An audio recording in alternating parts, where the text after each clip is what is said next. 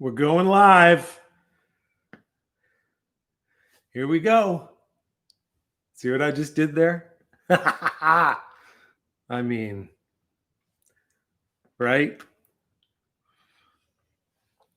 Good evening, good afternoon, good morning, wherever you are. I hope this is working. My goal is for this to be working. If it's not working, someone hopefully will tell me. But yeah, we're gonna talk about Go tonight. It's working. Okay, good. Terrific. Hi, everybody. This is fun. Yeah, we're gonna talk about Go. 17th anniversary. 17th anniversary. Go can drive. Go is out there like, boop, boop, what's up? I'm Go.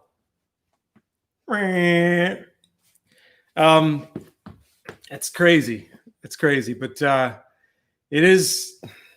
It's 17 years old. Want to thank everybody who tuned in last night for the Burning the Days Q&A session on Facebook Live. Tomorrow night, we're going to do a stageit.com show that's actually really just going to be music, less talking. Obviously, we'd love for you to tune into that too. It's very easy to set up an account and you can pay whatever you want. So it doesn't have to be it's not a big thing. It's not a big deal. You can just go and we can hang out. And I tend to do shows on Thursday nights.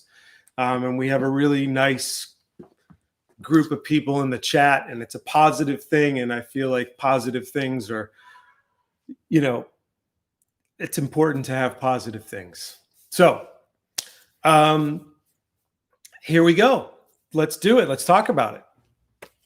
So this is the record. That's the record. This is, it's a little, tea. Someone's asking about the tea. Emily's asking about the tea. I'm doing the Egyptian chamomile tea from Harney and Sons. Harney and Sons, they crush it. They crush the Egyptian chamomile. I saved the bag just to give them a plug. And of course, we want to thank, not really, but we want to thank Thayer's Slippery Elm Lozenges. It's just fun to say Slippery Elm Lozenge. So this is the Go record. This is the third release technically of this record. And I want to tell the story of that. It's a complex and nuanced tale with many chapters. So we're trying to not have it be a long book, but it is nonetheless complicated. So Go was originally released in 2004, was it? I don't know. I should know that. You guys know what the math is. And it was on RCA Records. We had just come off of Everything You Want, which was a successful record. RCA, the label, worked really, really, really hard to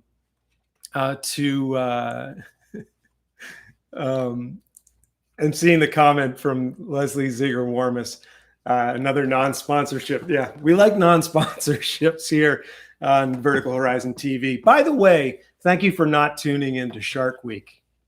Thank you for not watching the Discovery Channel right now. Grateful to you. But you know what? Before we do the thing, let's sing a song together. Why don't we sing a song? Because the talking thing is nice, but right? You got to sing a song. I mean, I think. So here we go. This is, if you're tuning into this, you know what song this is.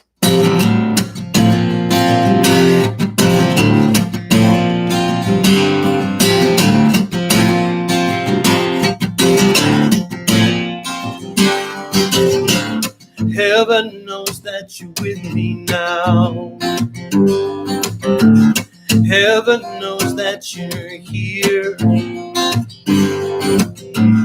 Feel your breath all around me now, and all the pain disappears. It goes away, and it only hurts when you cry. I'm only sad when there's tears in your eyes. I can't lie and say I'm fine, but it only hurts when you cry.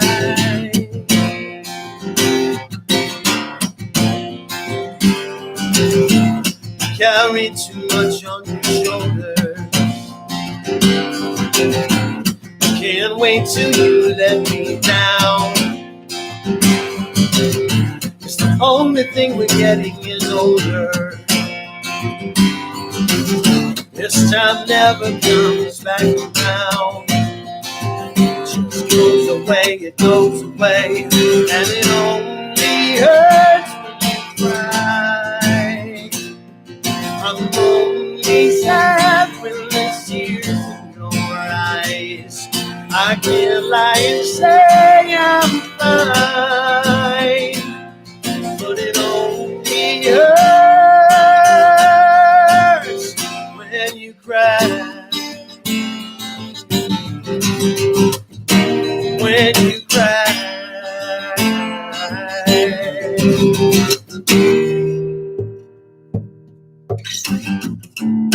Heaven knows that you're with me now, and I'll do my best to hold on. 'Cause nothing is worth all this fighting now, and I won't give up till it's gone. It's gone. Make it go away, make it go away, 'cause it only hurts when you cry. I'm only sad when there's tears in your eyes. I can't lie and say I'm fine, but it only hurts when you cry.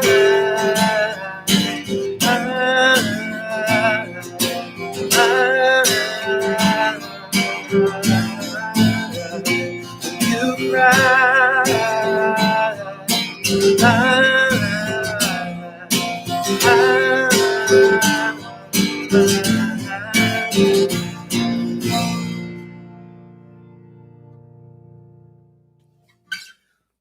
Yeah, there we go. So that's how it started.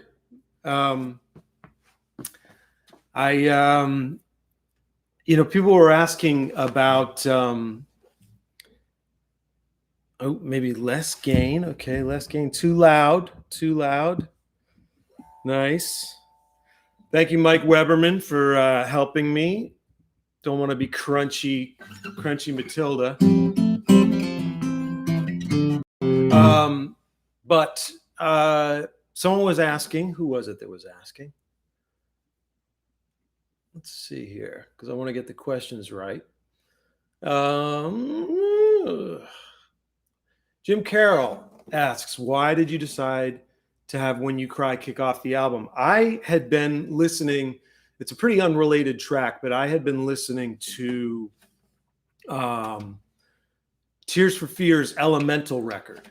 And it kind of, okay. Interesting. Mike Weberman says that YouTube is compressing the sound and that it doesn't sound like it did earlier today. Great. Nice. Gotta love that. So things like this on stage, it might be a little bit more refined, but that's okay. I had been listening to Elemental by Tears for Fears, and that song the song Elemental starts off the record. And you don't know where the downbeat is. It's kind of almost disconcerting in a way. you hear the beginning of the song, and you don't. If you were trying to count, 1, 2, 3, 4, that kind of thing, that time. But like 1, 2, 3, 4, like that, you probably get it wrong. And I wanted When You Cry to start off the sort of a similar way, where you'd hear the riff and you'd think that it would be like, well, you think it'd be like 1, 2, 3, 4. I see. I can't even count. I know it now, so I can't count it incorrectly. I think you get what I'm saying. I wanted it to be a little bit. So when the downbeat, when the band came in, I wanted it to kind of be a surprise. So let's talk about the personnel on this record. Keith Kane, founding member of Vertical Horizon. His harmony vocals are throughout this record. And I love the blend that we have, as I said yesterday in the Burning the Days Q&A. It's just a nice thing that happened when we sang together. Sean Hurley, bass player extraordinaire, is playing his lovely and fantastic bass all over this record. Of course, Ed Toth is playing drums on this record and just killing it. This record, I think both Sean and Ed are just in top form on this record. Patrick Warren played keyboards on this record, and he did the string arrangements. It was produced by John Shanks, who really did a great job and helped me as a singer. He helped me quite a bit. It was mixed by Ben Gross and Chris Lord-Alge. Sean Atkins, thank you very much. We have this super chat thing going on, which I'm new to the YouTube super chat, but Sean Atkins just said, keep making great music. And thank you very much for the support that you offered me there. That's very kind of you. Thank you. So Ben Gross, who produced Everything You Want, along with Mark Endert, mixed some of this record, and Chris Lord-Alge mixed other tunes. It was mastered by Ted Jensen, and I have to mention Ted Jensen. He's mastered every record that we've done since Everything You Want, and Ted is, I think of him sort of as my guardian angel, especially now that I'm producing the records. I have sometimes crazy ideas, and he sort of helps me realize them. So thank you very much to Ted. Art direction was by Justin Wolfe for this version of the record. And Justin Wolfe continues to work with us to this day. He's a tremendous art director. This was an idea, the broken propeller was an idea that I had, and he made it happen. And I love what we came up with as the back cover, the sort of irony of the fully functioning jet engine on the back cover and the broken propeller up front. So just to tell the story sort of quickish.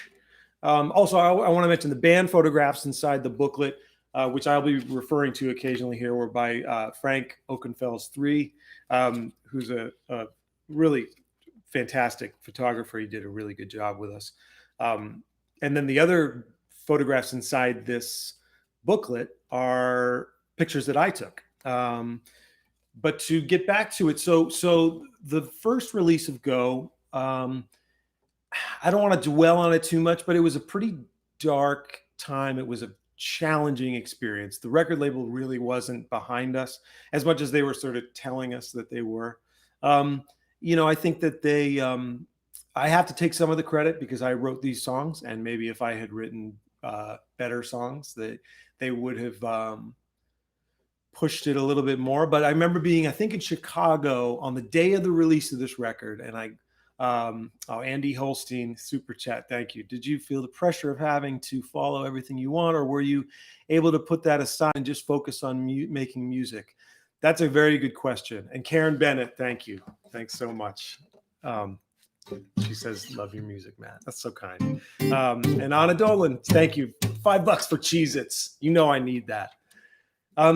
Thank you all. Thank you for that. I went to, I think, 12 different record stores the day it was released. And I think I found the record in one store in like the back. So it was very obvious that they were, that the label just wasn't really feeling this record. And that's totally okay. Like you live and learn, right? So effectively then that led to the label dropping us, which was fun. And then we sort of licked our wounds and kind of got back on our feet. And our management company at the time, Metropolitan in New York, John Scher's company, offered to re-release the record, and they helped us do that, which was very kind of them. Then when our relationship ended, Vertical Horizon took over the license for this record, and so now we release this record ourselves through a license with Sony, which is great. So thank you for that. Michael Bryan in the super chat, thank you. Go has been a source of songwriting inspiration for me for years. The songs are fantastic as they are. Don't doubt yourself. It's very kind of you to say. Thank you. Thank you very much. We'll talk about the songs.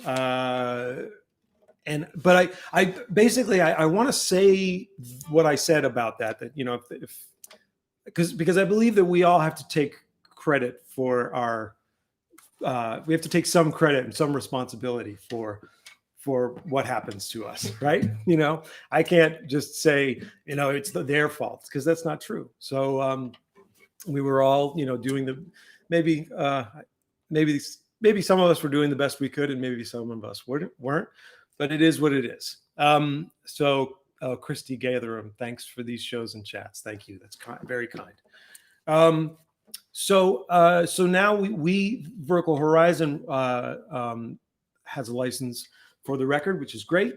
Before I go on, I did want to mention one little thing about this booklet. So I remember when we took this picture here, and if you look at me on the left-hand side, the shirt that I'm wearing is an Electric Light Orchestra shirt. But RCA was worried that Electric Light Orchestra would sue us for using their logo. So I'm wearing a shirt that just says like a generic North American tour for no band whatsoever, which I love. I think that's hilarious. But ELO is and was one of my favorite bands. So I was representing, and RCA was like, no, you're not. You can't wear that. Anyways. MGH Lion, $17, $1 for each year. Well played. That's very kind. That's super cool. Thank you. So I want to make sure that we talk about Matthew Jacobs Meyer. Thank you. Thanks for bringing us so much joy with your music over the years, and love these celebrations. Thanks for sharing so much. Great.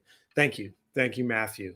I also want to mention from last night got a little emotional. It got very emotional for me, and talking about Neil Peart and my love for his music, his talent, but my love for my friend. And you guys were so supportive of me in those moments, and encouraging. And I just need you to know that it meant a lot to me. It means a lot to me. So thank you for that support. So let's get in and talk about So that's why there are two different record covers. The first one was Jennifer Bifocal. Go is my favorite album ever, and I don't know if I'd even be here if it wasn't for your songs on it, helping me through so much. Thank you for everything. Oh, that's so sweet. Jim Carroll says, I called the radio so much for I'm Still Here that one time I called and they told me I won Lifehouse tickets. Great. Nice. Lifehouse are awesome. There you go.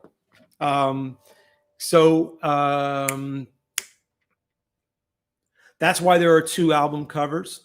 The first one was pretty cool. It was just sort of like boy in the bubble thing, throwing a ball in the air. This one for me is just, it's just a little, I mean, I thought they were both pretty good, but this one I love. I love this image. And Justin Wolf just did such a great job. I remember calling him up with the idea, and he just facilitated. It was like he got it, I got it, we clicked, and it was great. One of the things that we did for this release of the record is we added one song. We added "Better When You're Not There," which we'll talk about. And I think that the Japanese version of this record had "One Time Around" on it. Is that right? Maybe you guys could correct me. Chandler Huffman, thank you for doing this Q&A. Go is my favorite VH record. Love seeing you guys play some songs from it half a decade ago in Champaign, Illinois. Nice. Thank you, Chandler. Great. Thank you very much. Okay, so When You Cry, you know, the feeling behind the lyric for that is when you love somebody and you know that they're in pain, and there's kind of nothing you can do. It's just such a bad feeling, you know. You know, it only hurts when you cry. That's where I was. That's what I was feeling. So the next song is "I'm Still Here," and I wrote "I'm Still Here" when Lisa Rosati. Thank you very much, Lisa. I wrote "I'm Still Here" when the record label told me that they didn't hear a single from the songs that we had turned in, and so I was sick at the time. I've told this story many times, so I'll refrain. But I was sick, and I needed to write this song quick, and so I did. And I'm grateful because I think "I'm Still Here" I'm really proud of that song, and I've sung it so many times and felt it as I was singing it. You know what I mean? Like that feeling of just proudly moving forward and keeping on, and it's hard to do sometimes. So that's where "I'm Still Here" came from.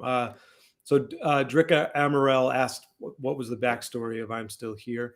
Marcelo Stefani asked a great question. On "I'm Still Here," there is a sound on the good. Okay, so so Mike Weberman is helping me. I did something wrong, which is surprising. When you went live, you created a duplicate URL. Some people at the beginning were on the old URL. So they were waiting before moving over to this, where I'm live. So I'm sorry, user error. Mike Weberman is in the shadows trying to solve my my missteps there. Sorry about that. I don't understand this kind of thing. I barely understand songwriting. But Marcelo said, I'm Still Here. There's a sound on the second verse really similar to the effect you used on the intro of Everything You Want. I always wondered if that was a request by the label or something you felt like doing at the time. This is a great question, Marcelo, and I've never been asked this question, and I love that you asked this question. Michelle Coe, thank you for the Advil dough. You know I need it. Thank you very much. So Marcello, Marcello, sorry. Very observant. The answer is we did it as an inside joke. It had nothing to do with the label whatsoever. So in verse 2, there's and we purposely reversed the thing. I don't remember. It was like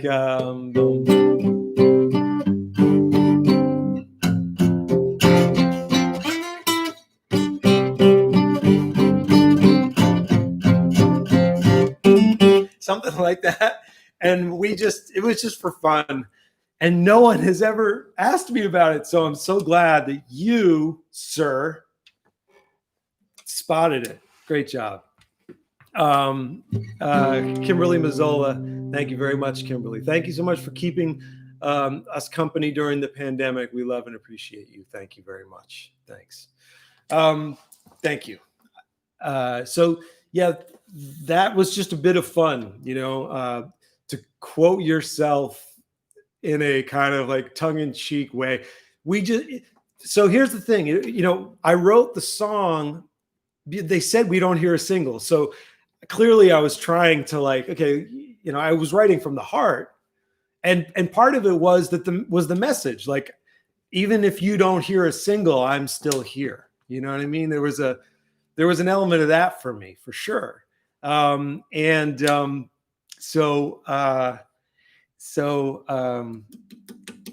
was I going to say? I don't know what I was going to say, but it was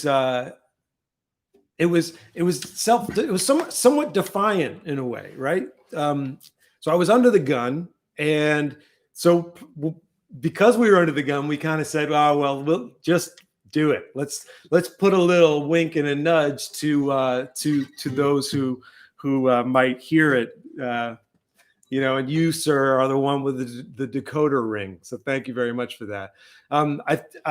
Someone in the chat here, I saw a comment about the bridge, and bridges. Bridges are my. David Mason noticed the MXR Phase 90. Yeah, that's how I did the Everything You Want sound. I don't think we used it on the I'm Still Here sound. Karen Bennett, thank you very much for the support. But the bridge. So for me, just for the less songwriting savvy among us, there's a generally it's fallen out of fashion a little bit nowadays. The bridge has, but there's a section in some songs that is unlike any other section of the song, and they call that a bridge. So on I'm Still Here, it's maybe tonight it's gonna be all right, I will get better, and maybe today it's gonna be okay, I will remember. So that's the bridge, right?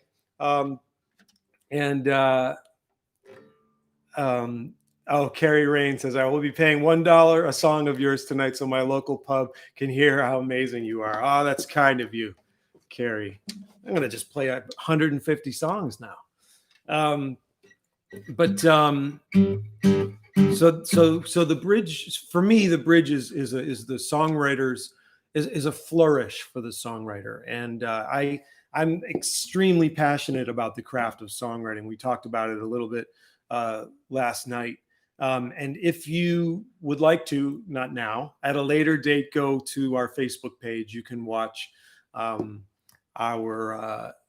discussion on Burning the Days, where I talk a little about bridge writing.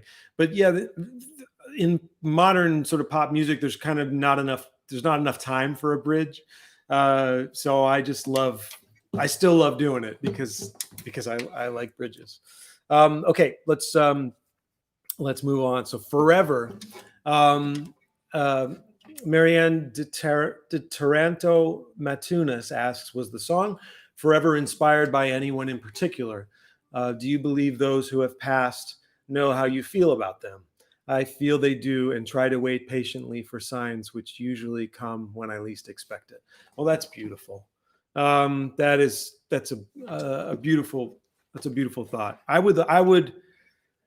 I guess I'm hopeful. If I were to answer truthfully, I'm hopeful that that may be true. And I guess the best I can do is hope. I wrote Forever about 3 different people who passed away, and I sort of brought them all into one song. And so when I sing it, I sort of sing to all of them. And interestingly, over time, that's actually changed because we've been doing over the years. We've been incredibly fortunate to do shows for the men and women of our armed forces, and for me, it's the greatest honor and privilege to be able to do that. Uh, we were in Iraq, and a tank operator came up to me after the show, or before the show, and asked me to play "Forever" for his best friend who had been lost in combat. And so when I sing it now, I see his face. But yeah, it's one of those songs that I hold close to my heart. Letitia Castro, thank you very much for the support, and Johnny Della Pina, thank you very much. One little story I'd love to tell about "Forever" is Patrick Warren did the string arrangement for this song, and I was so fortunate to be able to be in the room at Henson recording when the strings came and played their parts, and it was just overwhelming. I had never felt anything like that, so I was grateful for that experience. Karen Cook in the super chat says, "Go came out 3 months after my mom passed, and Forever means so much to me. I still can't listen to it without crying. Thank you for that song, Matt." I'm very, very sorry for your loss, Karen, and thank you for your kindness.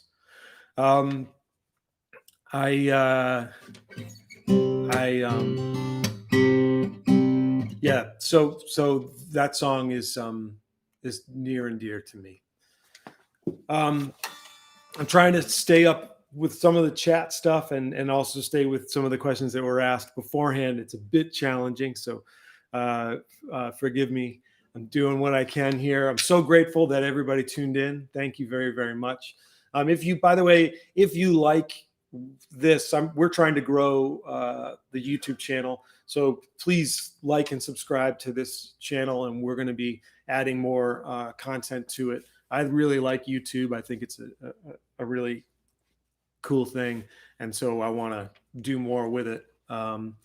Again, I want to mention the stageit.com show tomorrow night.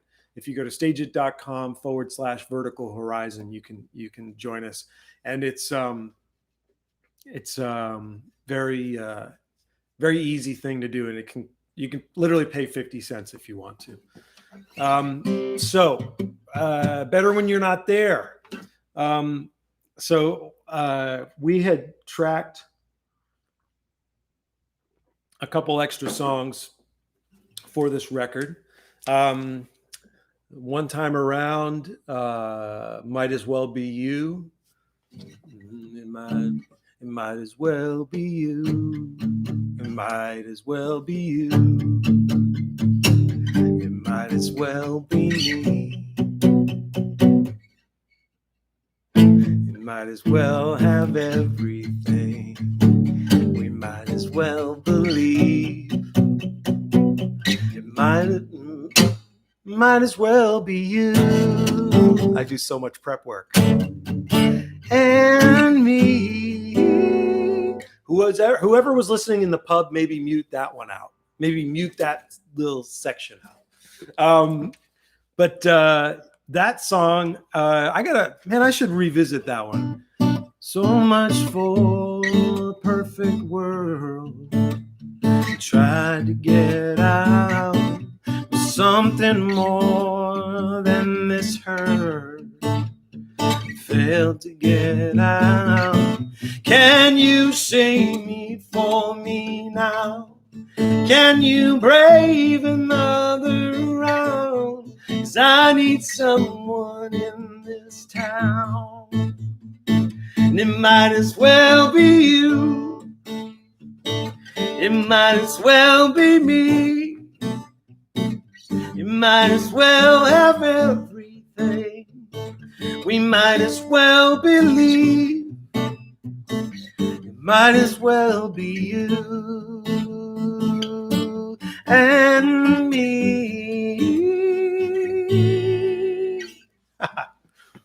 Yeah, I haven't thought about actually singing that in a long time. So, yeah, A for effort. But yeah, we did some tunes. Stevie Puccio, you. Thank you very much for the support, my friend. Too cool. Thank you. Um, so what was I saying? Right. So better when you're not there. So we did this song.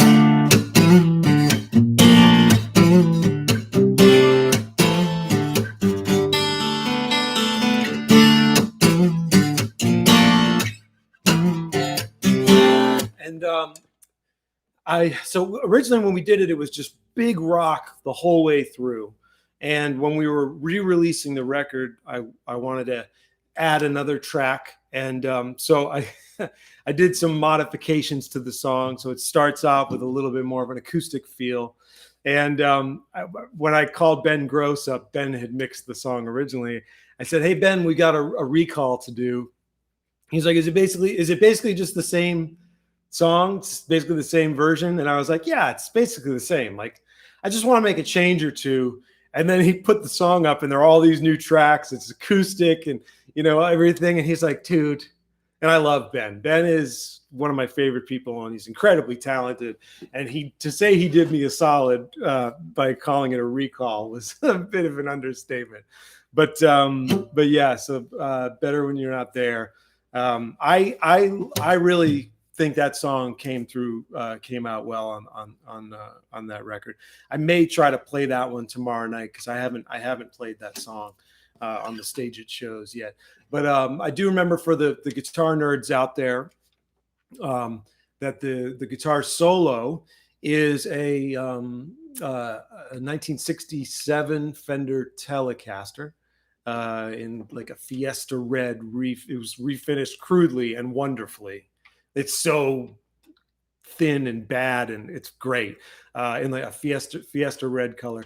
And then the amplifier on that solo is actually that red divided by 13 JRT 915 amplifier right there.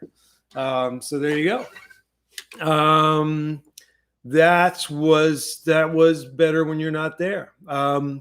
Goodbye again. I should probably play a song here shortly. Let's keep going, and then I'll play another song. Mishi, my freaking night was made right there. Great, terrific. Thank you very much. Goodbye again. Another Patrick Warren string arrangement. Like the strings on Goodbye Again are tremendous. He did such a good job. One thing I wanted to mention, I started to mention it last night during the Burning the Days, session, was that Neil Peart told me that one of his favorite lyrics of mine was in Goodbye Again. And the lyric, which I just loved, I love that he liked this. The lyric is verse 2, it goes, "I'm getting on, but what's the use? You know how I get." He just liked that, you know how I get. And sometimes as a songwriter, we try to, and a lyricist, we try to say everything. We try to be as specific as we possibly can. And sometimes it's best to actually not say the thing, to pull back from it. And I don't think I realized it at the time, but he raised my attention to it. That you know how I get implies such a connection, right? It's such a it's intimate. And if I had said you know I get sad or something like that, which would have, something like that, I could have done it in terms of the delivery, the space that was there for the line. But I just said, you know how I get. And it was really lovely that he liked that. Michael Miller, $1 for every year since I first saw you at the Bottle and Cork in Delaware. would love to have you in the first date again. Thank you for great music. Wow, we'd love to be back. It's been a while since we played in Delaware. We've always had fun, especially on the beach there. It's so nice to play there. I see some people from other places too. I think Philippines. Thank you very much for tuning in. Great. Let's see. Okay, so Echo. Echo for me, I love the guitar sounds in Echo. Someone was asking, I think it was Jim Carroll. Was it Jim Carroll? I'm not going to try to find it now, but was asking about guitars and guitar tones on this record. And, I need to give John Shanks a lot of credit, because I certainly had my sounds that I knew how to get. I'd been playing guitar for a long time, but I hadn't really explored vintage guitars very much. I had vintage gear, like old Marshalls I loved, and had purchased some old Marshalls, but John really showed me some great old electric guitars, particularly.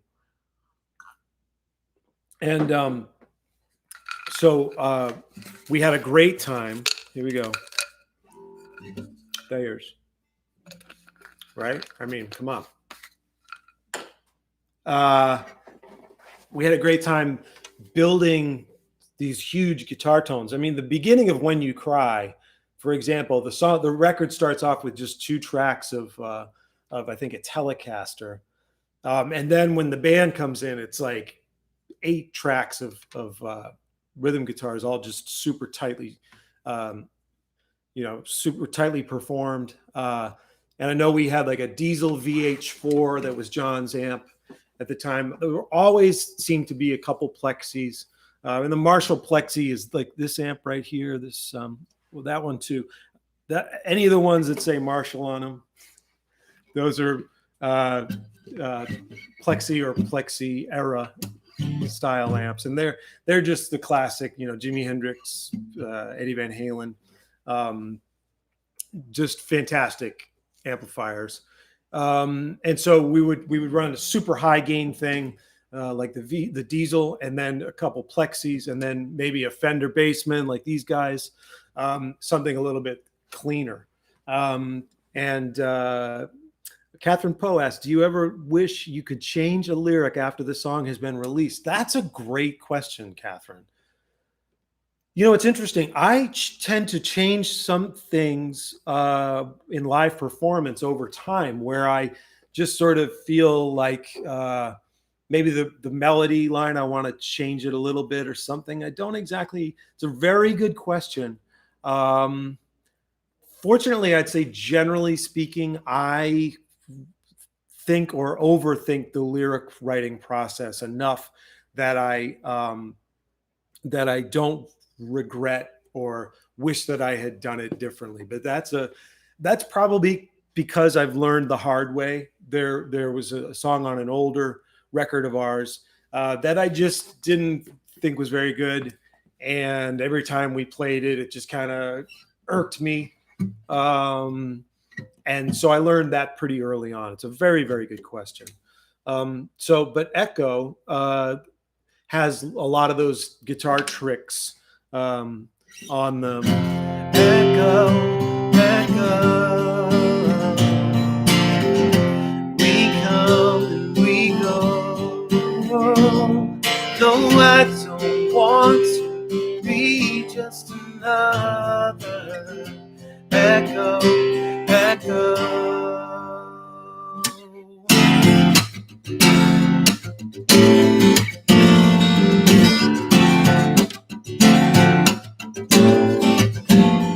Everywhere I go, something that I really need. Everyone I know, someone that I want to be, even though I don't really know me. Better pick it up before I let it slip away. Better gonna stick it out before I take another day into my mouth. Every single word I say fades out.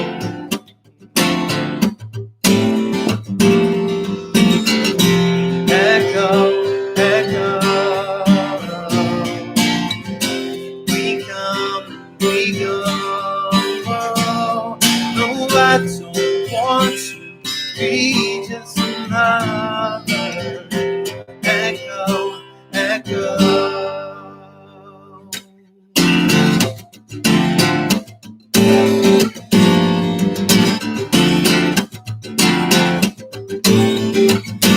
Can I open up your eyes? Only when the clouds break and I feel alive. Every single word. You know, I'm doing it again. I started reading the chat. It's a bad idea. You can't read the chat and sing songs. Can I open up your eyes? Only when the clouds break and I feel alive. Even though my world shakes every night, here in my quiet satellite. Can I hold you close till we're out of focus? Everything I know, I don't even notice when it all falls through. I'm here and I hear you.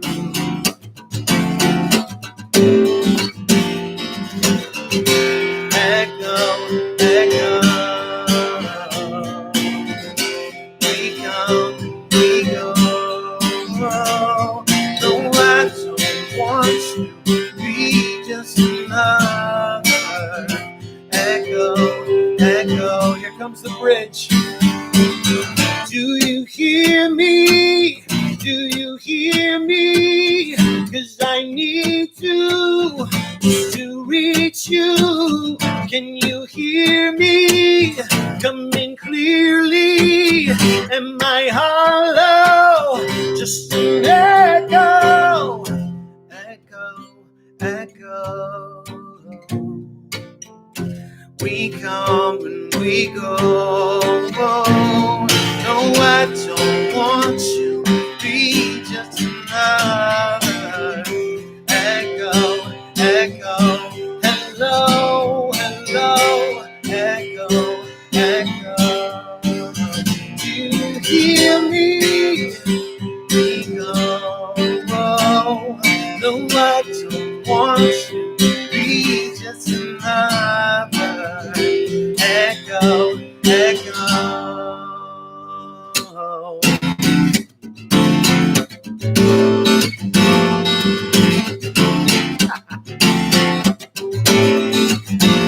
It's just another day. Every single word I say fades out. Oh my gosh, I got a couple ones in there. Okay, here we go. Maven's Music. Did you write Echo about Umberto Eco, who also wrote In the Name of Rose, starring Sean Connery and a young Christian Slater? $1 for each time I've asked you this question. Love, Dono. Donovan White is our incredible guitar player and just lovely human being. That's hilarious. Yes, Dono. I wrote the song for Umberto Eco. But I have to say it, Umberto Eco, every time. That was genius, Dono. Very hard to remember lyrics when I read stuff like that. And Scimitar, my dear friend Scimitar, now you play it. Yes, I owe you one. So yeah, well, that's cool. This is fun. Thank you very much. And Shannon Steer, thank you very much. Happy belated big birthday, Matt. Yes, I turned 50 this year. Hence the amount. Shannon, that's very kind of you. $1 for everyone. I think I've earned them. No, but that's cool. Yeah, I turned 50. I feel great. I love 50. 50 is awesome. Okay, onwards. Sunshine. Oh, hold on. We have a super chat in British pounds. Christian Clark, Echo was the first song I heard from you guys this year during lockdown and have fallen in love with Go and all your other albums since. Totally got me through the year. Thank you. Wow, man, Christian, that's awesome. Thank you so much. I really sincerely appreciate that. And I love that I love that you found us now. It's one of the most beautiful things about music is that we do these things, we create these records, and then they're still out there to be discovered. So thank you so much for tuning in, and thank you for your kind words. That's very cool. And Karen Bennett, thanks again, Karen. So the next song on the record is Sunshine, and Figments and Fancies asked, would love to hear more about the metaphor in Sunshine, verse 2, highway driving. It's clever. Well, thank you very much. So yeah, Sunshine, you know, some songs are about specific, a specific, very often when I write songs to try to make myself feel better. I say this a lot, but I write songs to fix the pieces that are broken inside of me. And it's a very introverted and frankly selfish process. I'm just trying to get better.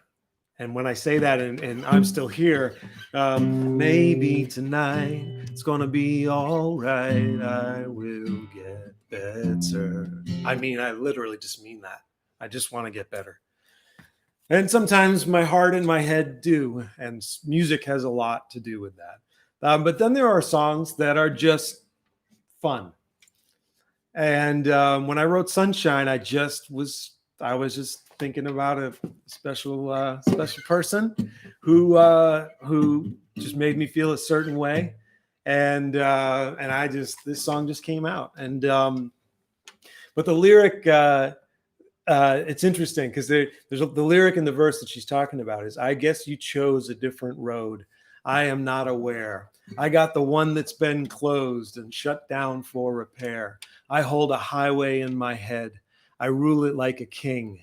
I drive away the things I said, and I said everything. Well, as much as I want to just have fun with songs, sometimes I can't help myself. And there are elements of like trying to fix things either that I said or I did, and they show up.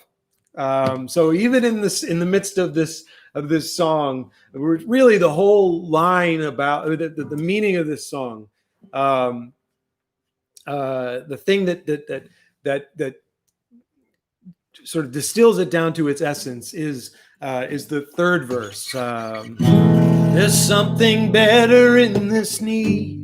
And getting it all, I feel the warmth, I feel the greed, and I fear the fall. I hold this window wide enough to eat the whole world. I want to spit out all this stuff and keep the girl. I see you. Do you see me too? Close your eyes and meet me in the sunshine. Come on through, I will find you. Close your eyes and meet me in the sunshine. That's it, really. I hold this window wide enough to eat the whole world.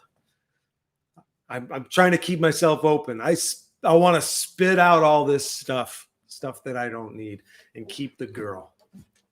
That's that song. All right. Hold on. Just try to make sure that I'm not missing anything.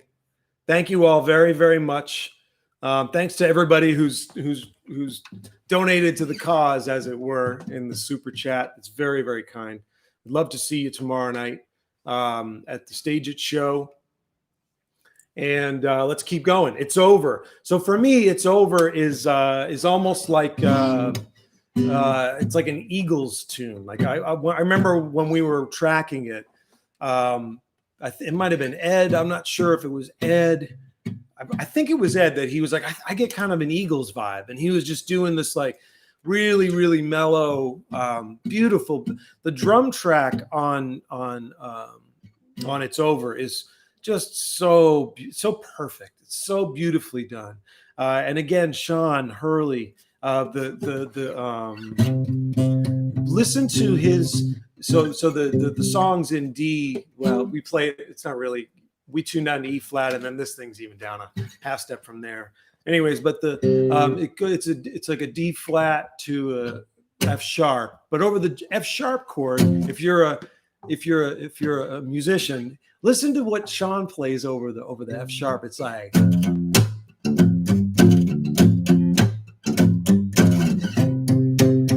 and he just hangs over the D, and then when he gets to the F sharp, it's so good. And those two guys together on that song, man, woo! It was one of those tunes that just felt like we could have just gone on forever. We just could have kept playing and forever and ever and ever. Oh, Alyssa Ortiz from Japan, having a great day. Oh, have a great day night. Thank you for thank you for you sending love from Japan. Wow. That's so kind of you. Japan is one of my absolute favorite places in the world, and I wish I could go back there sooner rather than later. But thank you very much, Alyssa. It's so kind of you. Thanks for tuning in. Steve Drews asked, what inspired the production on It's Over? It has an 80s vibe to it. I don't know if I hear 80s, but that's totally great that it feels that way to you. For me, I hear Eagles. To me, it's like an Eagles song. RSC Wagon asked, It's Over is a top 3 song for me. Where were you in your life when you wrote the song? It was an interesting time. It was a time of new beginnings for me. I had moved from New York City to Los Angeles and was sort of starting again. I was kind of closing one chapter in my life and trying to find another chapter to open. Well, people are asking for it, so I'll play it. Enough people are asking for it. I was going to do it tomorrow night, but we've got enough songs to play tomorrow night. So let's do It's Over, which is a bit mellow. If you're in the mood for rockers, I'm sorry, but here we go. Stevie Puccio, thank you for the support. Vent Basics, please bring back your guitar-based rockin' albums. I appreciate it. Thanks. One little word about that. Scott Jones, I love and miss you, Matt. Live stages at Ziggy's. Nice, Scott, all the way back. Thank you so much. So being a creator of music, I think sometimes people think that I have a lot of choice in the matter, but I kind of don't. Like the music comes to me, I hear it, and I try to fulfill the sounds that I hear in my head, the gifts that I've been given. And so I can't do things and I say this with respect and gratitude, but I can't do it that way. It's not like I can say, oh, I want to do this kind of song or whatever. And maybe in loose and general terms, I can be sort of hoping for those moments. But at the end of the day, when the inspiration comes, that's what comes. And if it's a rock song, then great. If it's a little bit more mellow, then that's what it is. And if it's a song with 100 keyboard parts on it, that's just what I hear in my head. And I want to honor this. I have to honor this. I have to honor these gifts that I'm being given. And that's all there is to it. So anyways, rant over. Here we go. So this is It's Over.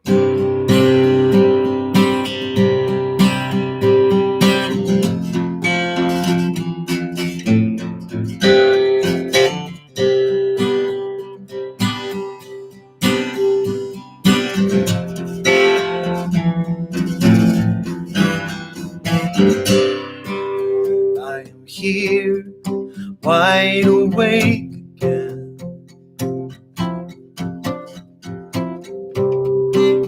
This fear is something I call a friend. Hello again. It's been a while since I saw you here. I don't remember you say goodbye. No, it don't matter, it's over. Here I've been waiting all my life. All this time, it don't matter, it's over. Here I've been waiting all my life. All this time.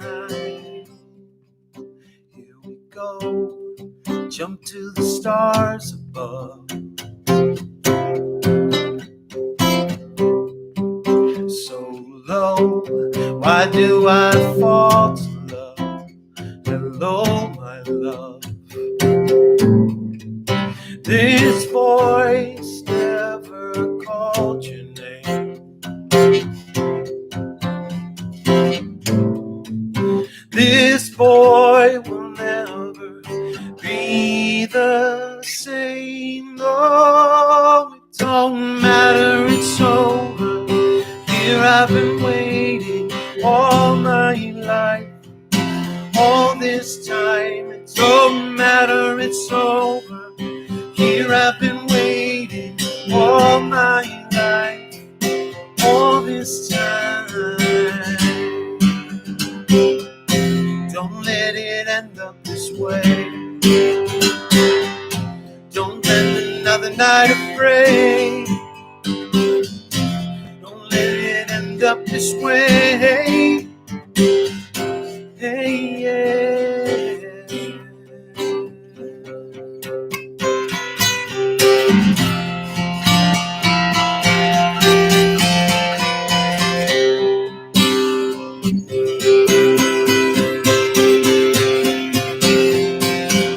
Oh, it don't matter, it's over. Here I've been waiting all my life. All this time, it don't matter, it's over. Here I've been waiting all my life. All this time. All this time.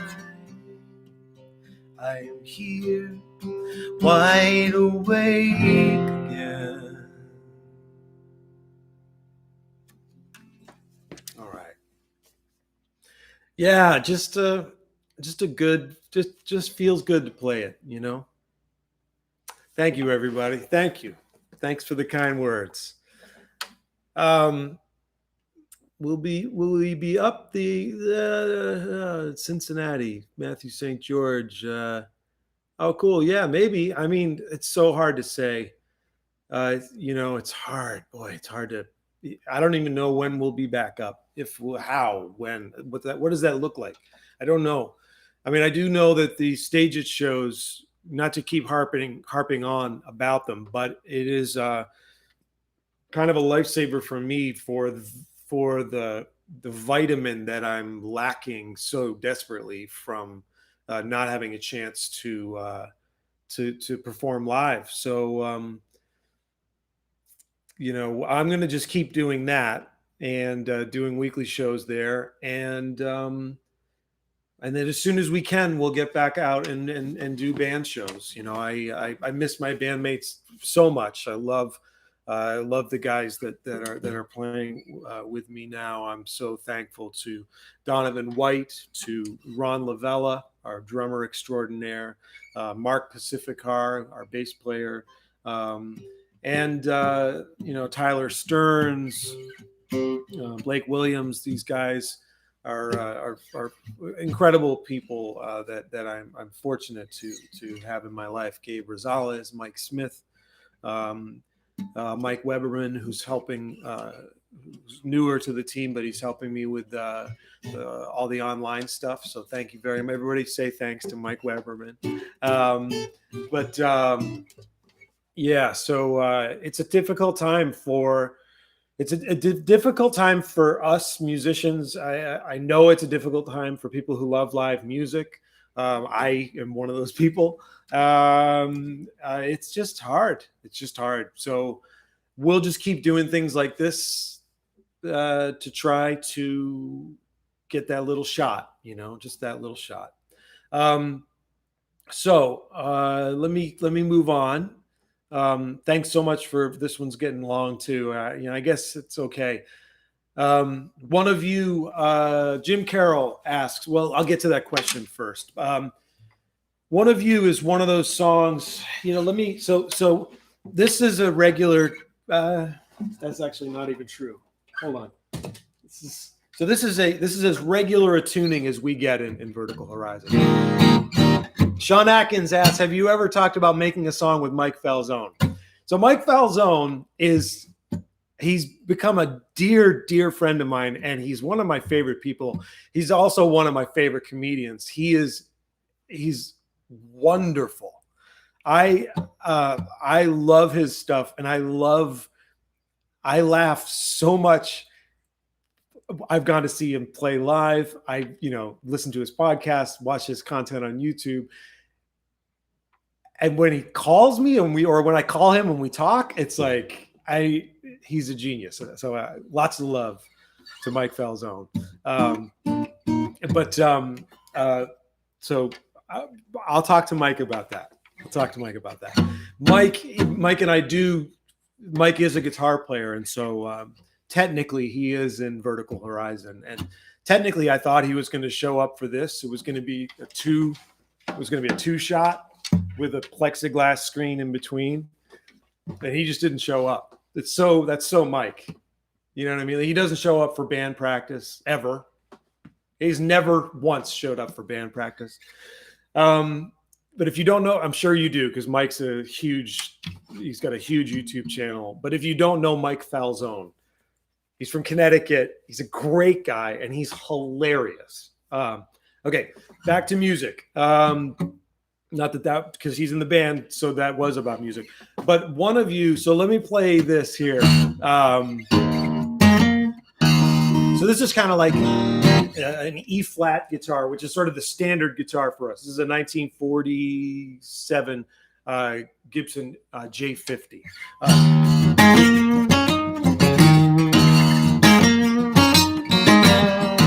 So that's how that riff would sound kind of on a regular guitar.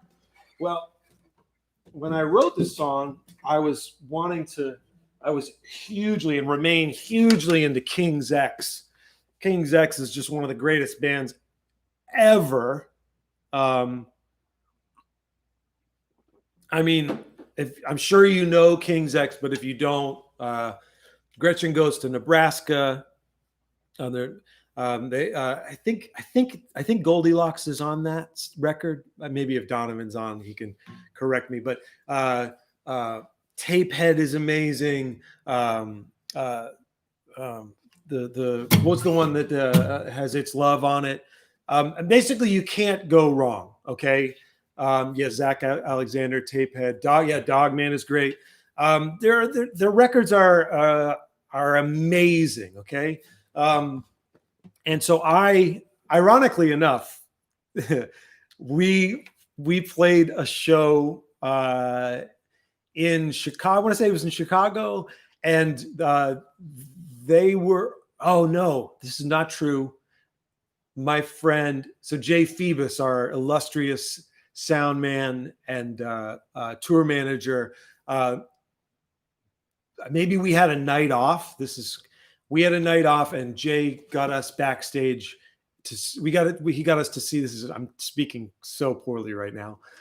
He got us tickets to see King's X at the House of Blues, and so I went backstage and I got a chance to meet Ty Tabor, and I was just kind of like, that you get that way. I got that way, and I said to him, I said, man, Ty, I gotta be honest, I think you know. I said, man, I wrote a song that is just like 100% my ode to King's X, and I hope that I hope you don't mind, because it leans heavily into the world of King's X. But so you remember, you don't, because it was so long ago now, but whatever. That was pretty high. This is what I heard in my head.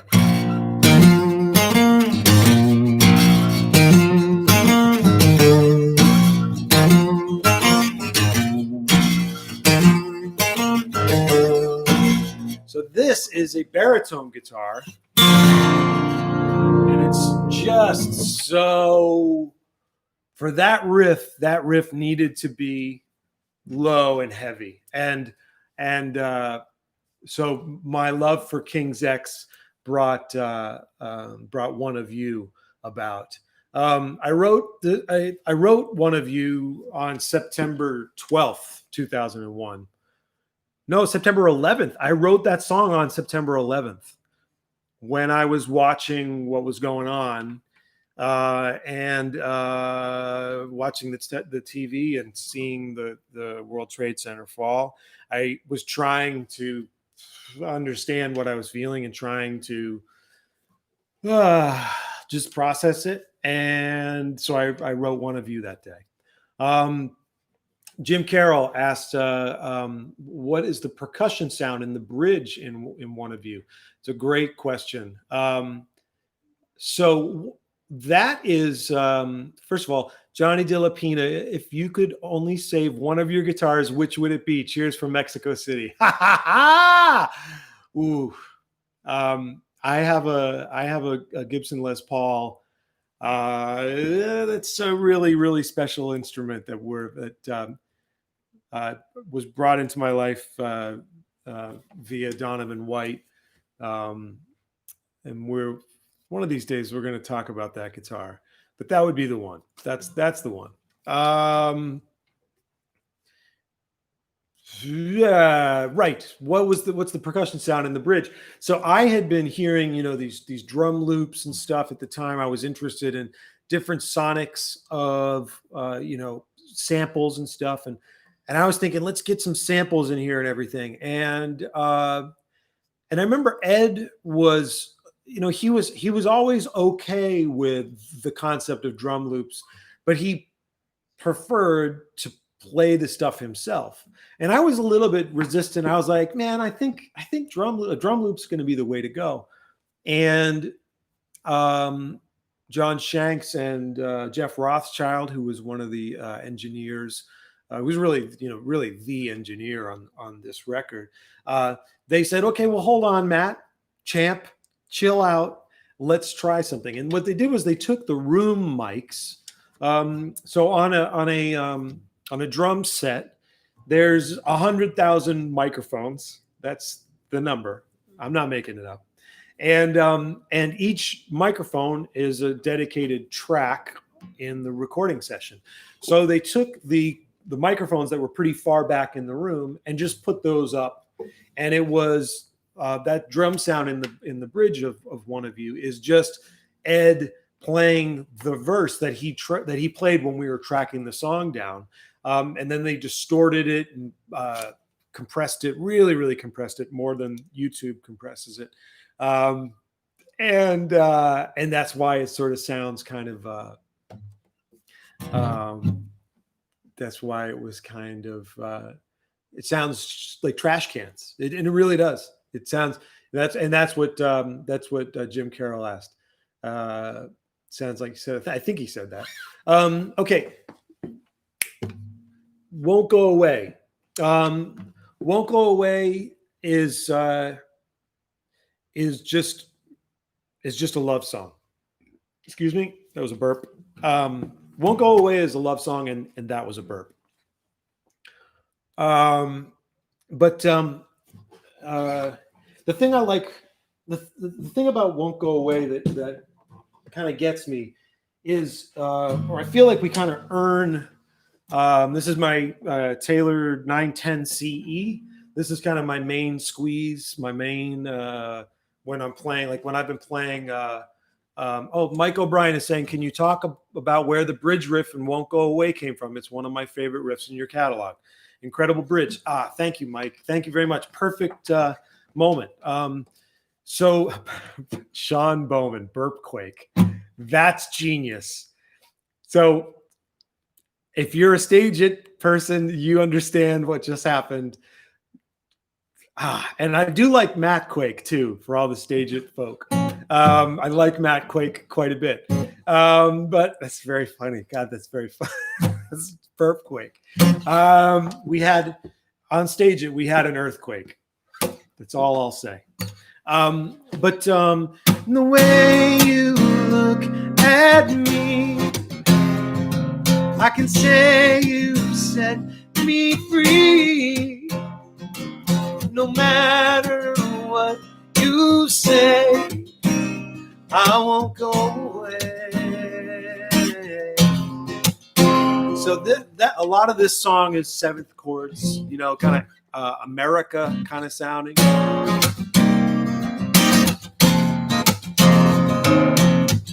Yeah, Johnny Dillapina is saying, yeah, America vibe, total America vibe.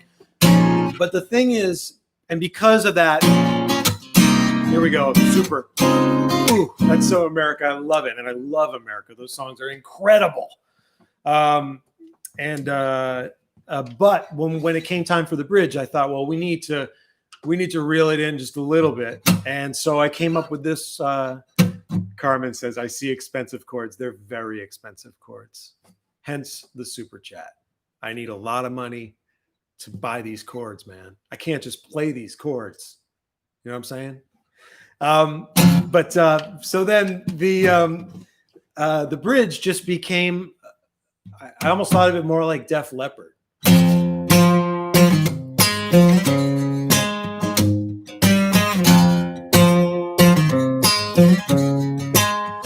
And it came such a long time to get through this, such a long time to find this kiss, and I can't forget it, I'm not ready yet. And I came, that's where it is, such a long way to where you are. And now I'm falling from this star, and I can't forget it, I'm not ready yet. Because the way you look at me, it brought the song together and kind of helped us. Is that a flat? Is that F sharp 7 sus 4? Is that what that is? Is that what that is? I love that. I don't know. I know what I hear, but I don't necessarily know the names for all the things. So, David Mason, thank you very much for the F sharp 7 sus 4. Woo! Expensive. Okay. Let's go on. Inside. For me, the real star of Inside. Is it F7, F sharp 7 sus 4 add 13? Is that right? Mike. So Mike Weberman is also an accomplished musician. So I think there's a whole bunch of what is it? Theory going on now. Okay. First of all, I hope I'm getting to all the super chat questions. Mike, if for some reason I've missed a super chat question, maybe you can just go, yes, you have, dummy. But Inside, so for me, the real star of Inside is the string chart. It's largely about the cellos. I mean, let's be honest, it's really about the cellos.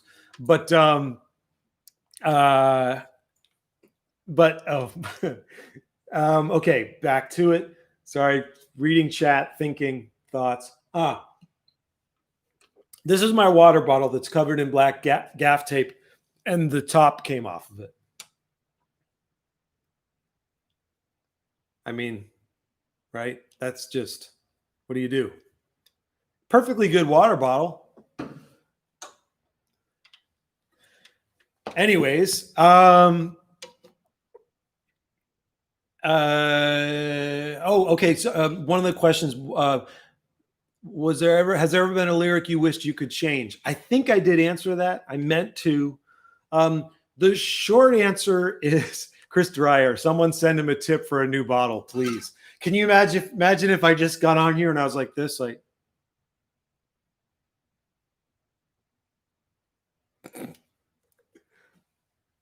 right? Give the kid a bottle.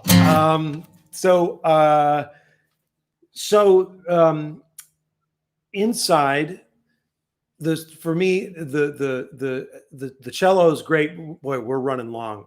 We're getting it. Thank you very much for staying with me. I thought this was going to be half hour. Nope. But it's the strings, but it's not just the strings, it's the string chart. So Patrick Warren, who played keyboards on this record, David Gilpin says, here's a super chat to pay for the strings on the incredible composition Inside, one of my all-time favorites. Love the Rounds 11th song on Go. Yes, it's Dirty or Not. You decide. That's genius, David. It's Dirty or Not. You tell me. Maybe it's both. Maybe it's both. Could it be both? I think it might be both. But the string chart. So if you listen to verse 2, take my hand, lift me up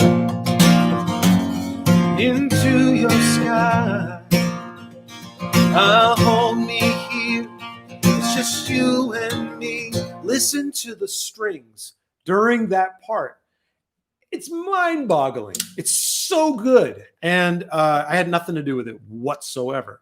It was all just Patrick just coming together. Like, there are these incredible, almost like more like Middle Eastern harmonies that happen there, that just, because I had been saying to him, like, in my dream, this is kind of a Led Zeppelin kind of, there's like a Kashmir kind of thing.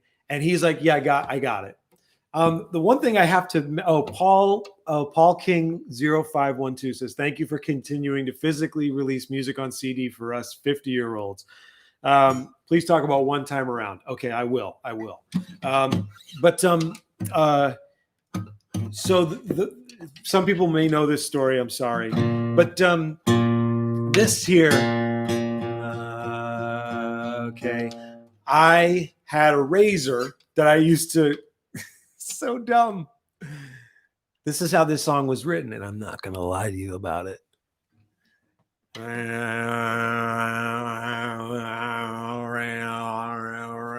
Eddie Izzard, any Eddie Izzard fans in the house?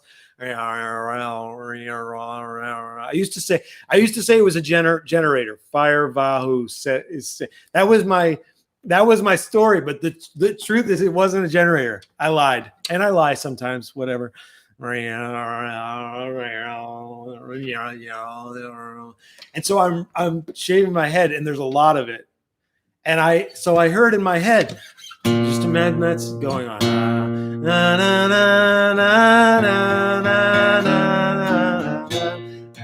Well, actually, I didn't hear the chordal motion. It was just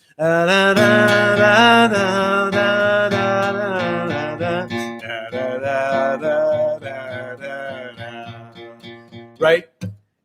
Razor. and that's how I wrote it.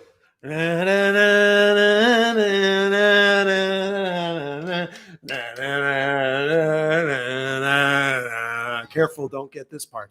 I don't have to do so much up here. That's how I wrote Inside, the riff. Okay. Another thing is one of the things that's I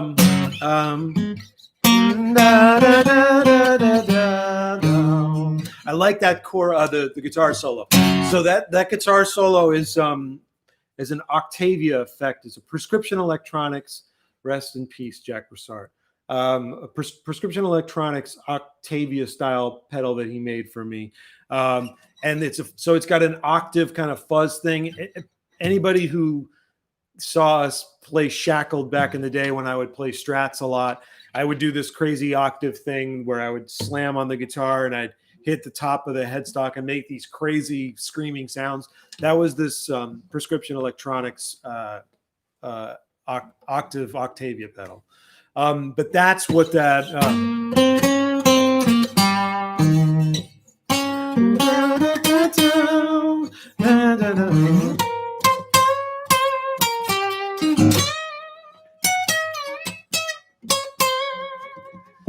so that was that. That was that, right. Michelle Coe says that story was the best story about how music came to someone ever. Just trying to be honest here. I just want to be transparent.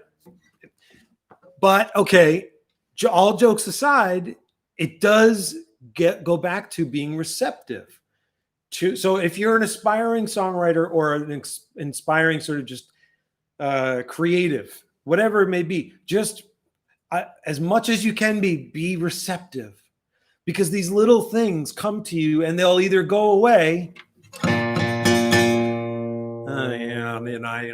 and I'll turn it off and I'll be like gone and on with my day, or I'm going to write a song that is either dirty or not. See? Okay, last song on Go, Underwater. So Peter Gabriel is one of my biggest influences. I am desperately in love with his voice. I love his productions, style of production, his creative force. There's a Peter Gabriel song that is not quite as known, called Don't Break This Rhythm. If you haven't heard Don't Break This Rhythm, don't do it now, but go check out Don't Break This Rhythm. It's incredible. I think he recorded it for the So record. And I can't choose a favorite Peter Gabriel record. I can't do it. I don't want to do it. I don't want to do it. I love him. But one of my frustrations with Peter Gabriel, which is, it's fair to say some people would be frustrated with us for the same reason, is it takes Mike O'Brien. The razor cleans your head and face of hair, but the razor gets dirty, and in doing so, it is in fact clean and dirty.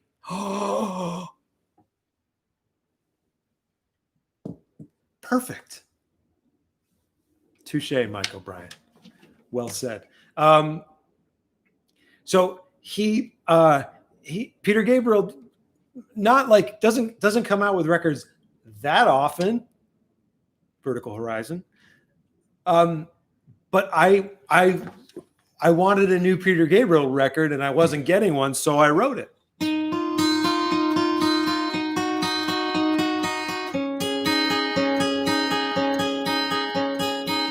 Oh, I love Digging in the Dirt. I can't sing it because then the whole copyright thing, can't do that. I can't play anybody else's songs on YouTube. I would just know that I would, and maybe I will on stage it, but not tomorrow night. This guitar's not in tune.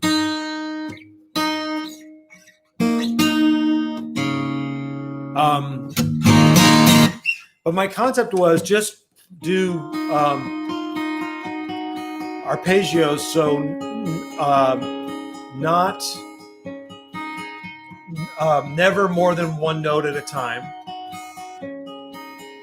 and I just, you and I are here underwater. Seconds are so dear. Underwater, I'm searching for light. bring me closer. I hold my breath in tight. Bring me closer, I feel your touch. Will you pull me up again?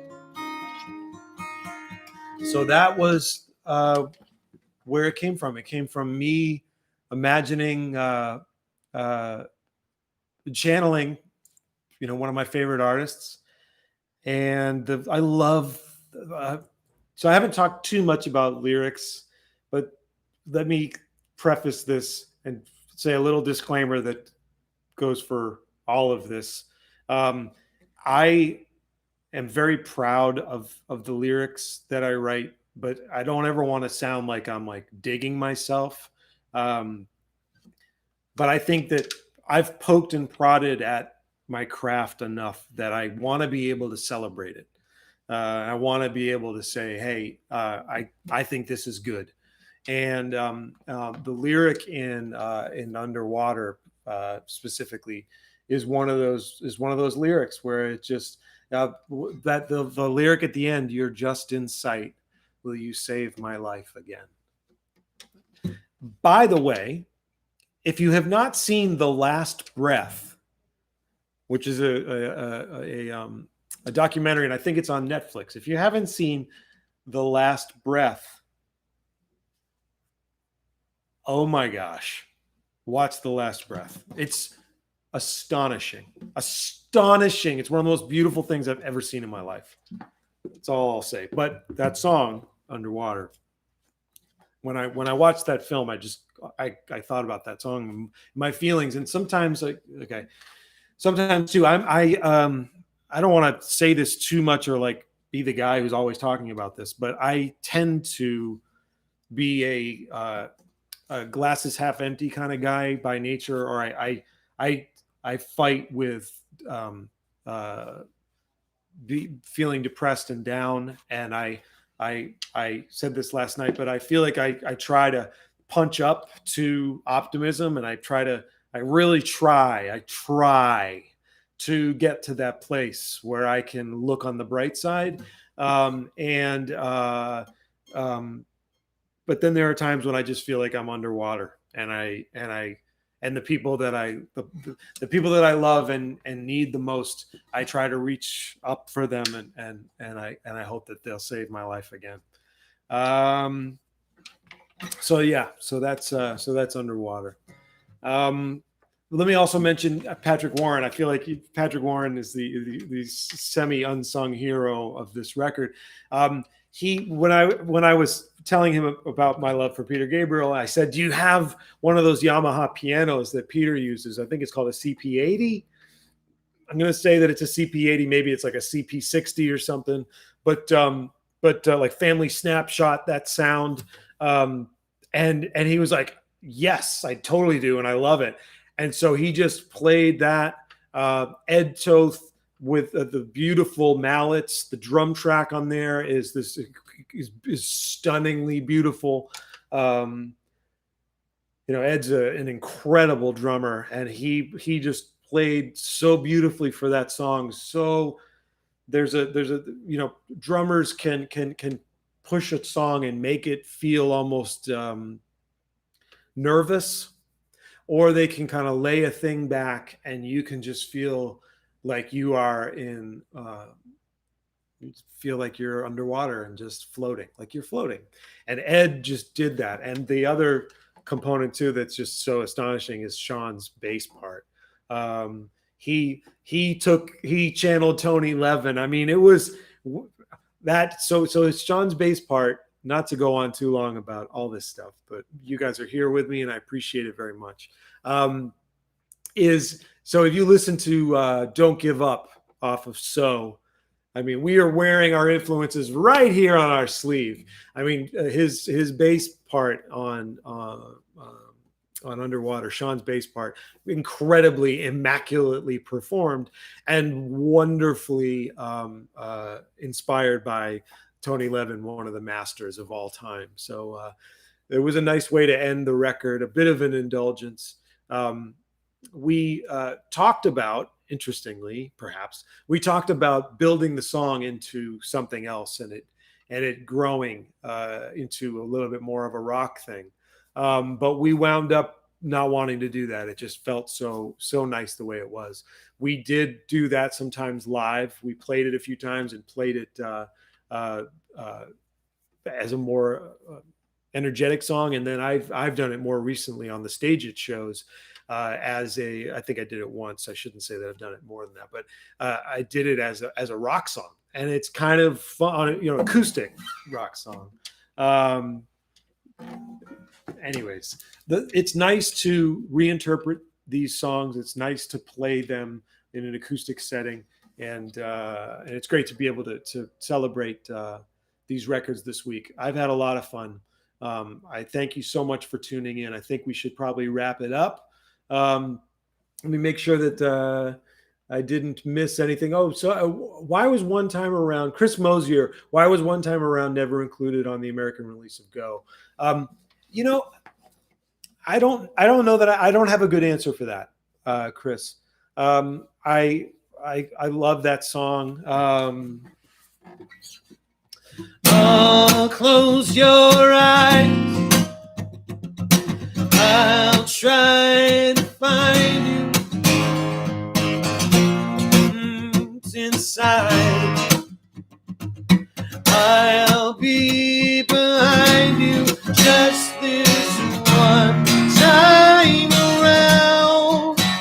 Let this love be all you live for. Just this one time around.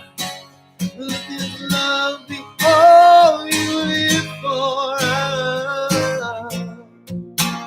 Maybe I'll play that tomorrow night. I have played it before. I did love playing it. But yeah, I don't know that I have a great answer for that. Sorry to say. Just sometimes songs don't. I think we had to cut something, for whatever reason. Andy Pagel, how did the success of Everything You Want impact your mindset going into your next record? This is a big question that I probably should have answered sooner in this evening's event. Event. It's an event. I could call it an event if I want to. It's a full-on event. This is an event. I have more than one guitar. I'm not wearing my pajamas. This is an event. On the one hand, we were nervous, and now with hindsight, deservedly so. But I think at the same time, we also were just doing the best we can or best we could. And I actually dislike that phrase. And I think I might have talked about that a little bit, because if you say you're doing the best you can, you better really mean it. And I think sometimes, probably too often, that phrase gets bandied about, and it's just it really means that you're not really trying very hard at all.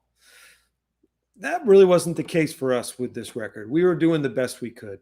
And, ultimately, I think the love that this record has in our fans and friends' hearts has sort of borne out that this record is deserving of love, and this music is it deserves a place in people's hearts and people's ears, and that's a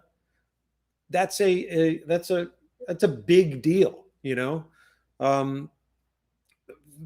I love this record. I think sonically, Go it made sense as the next step from Everything You Want.